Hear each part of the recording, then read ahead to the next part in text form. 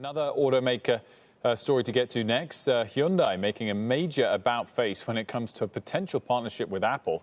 Josh Lipton's got that pretty extraordinary story for us. Josh.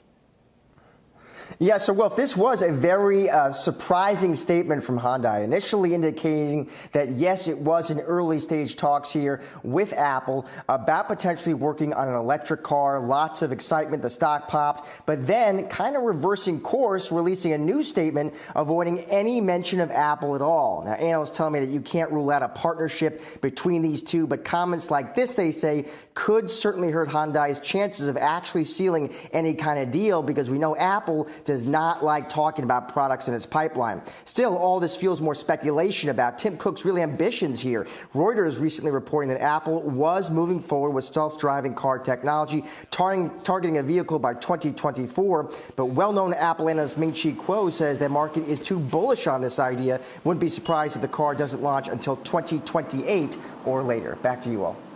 Josh, thanks so much for that. I mean, Hyundai's initial statement saying we understand they're talking to global automakers. What prompted them to release that if they didn't have permission to do so? I wouldn't be, that would be a question, Will, for Hyundai. I think you'd be best served asking the company why they would put out that statement.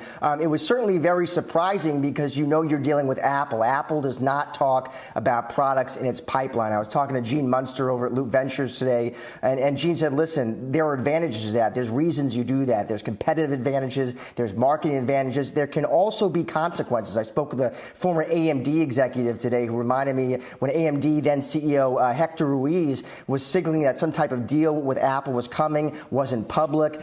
Guess what happened? That deal didn't go through. So you should know the culture of Apple you're dealing with there. Unlike a lot of other tech giants, they don't tip their hat to what's coming in their pipeline. So I think a lot of people were surprised that Hyundai would put out a statement like that. I didn't get that memo.